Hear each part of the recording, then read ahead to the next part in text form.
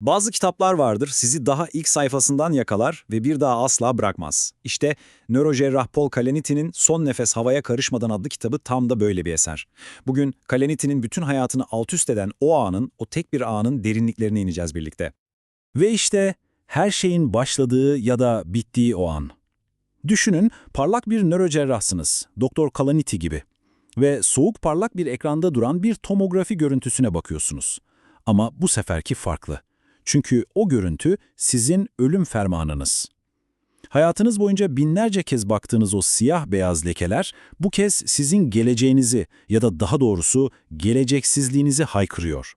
Evet, bu bölümde tam da bu sarsıcı ana odaklanacağız. Yani bir hayat kurtaranın kendi hayatının kurtarılamayacağını öğrendiği o an. Bir doktorun bir göz kırpmasıyla nasıl hastaya dönüştüğünü göreceğiz. O an Kalanity için sadece bir tıbbi teşhis değildi. Hayır, çok daha fazlasıydı. Adeta bir kimlik kriziydi. Düşünsenize, bir yanda her şeyi bilen, kontrol eden, otorite sahibi doktor var. Diğer yanda ise belirsizlik, korku ve kırılganlıkla dolu hasta. Yıllardır giydiği o beyaz önlüğün getirdiği güven bir anda o incecik hasta önlüğünün çaresizliğine dönüştü. Bu, insanın benliğini kökünden sarsan bir şey. Ve işin en acı tarafı neydi biliyor musunuz? Bir doktor olarak o görüntülerde ne gördüğünü çok ama çok iyi biliyordu.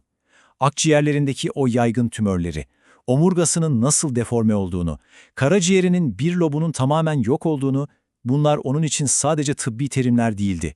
Bunlar defalarca hastalarına açıkladığı, şimdi ise kendi bedenini istila eden acımasız gerçeklerdi. Peki, tamam. Bu anın trajedisini tam olarak kavrayabilmek için gelin biraz geri saralım. Bu hasta önlüğünün altındaki adam, Paul Kalanithi, aslında kimdi? Onu bu odaya, bu ekrana getiren yolculuk neydi? Çünkü onun hayatı öyle dümdüz bir yol değildi. Tam tersi, hayatın anlamını arayan birinin çıktığı dolambaçlı bir yolculuktu. Önce Arizona'da tıptan hiç haz etmeyen bir çocuk, sonra Stanford'da kendini İngiliz edebiyatı ve insan biyolojisi arasında buluyor, yetmiyor, Cambridge'de bilim felsefesi okuyor ve en sonunda tüm bu yollar onu Yale'de tıp fakültesine çıkarıyor. Her bir durak aslında tek bir sorunun peşindeydi. Anlamlı bir hayat nasıl yaşanır? Bu arayışta onun en yakın yoldaşları kimlerdi dersiniz?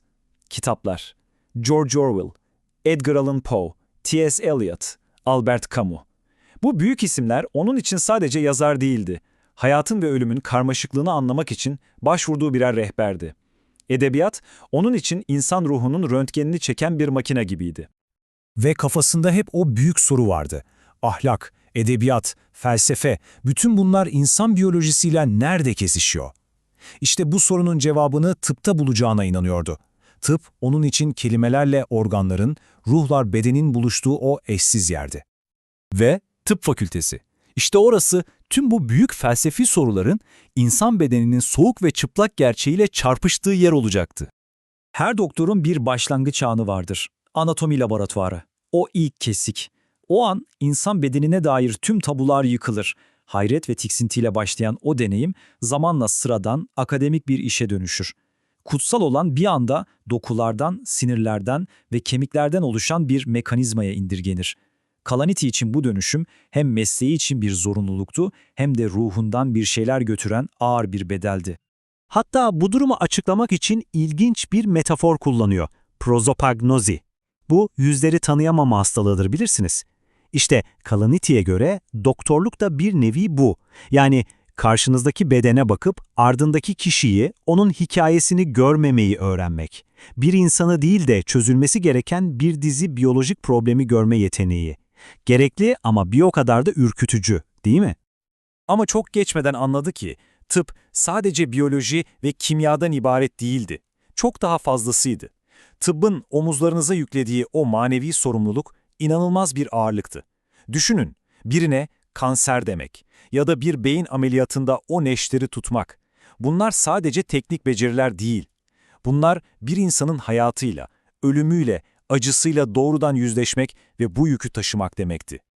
İşte bütün bu arka planı anladıktan sonra şimdi o hastane odasına, o tomografi ekranının başına geri dönelim.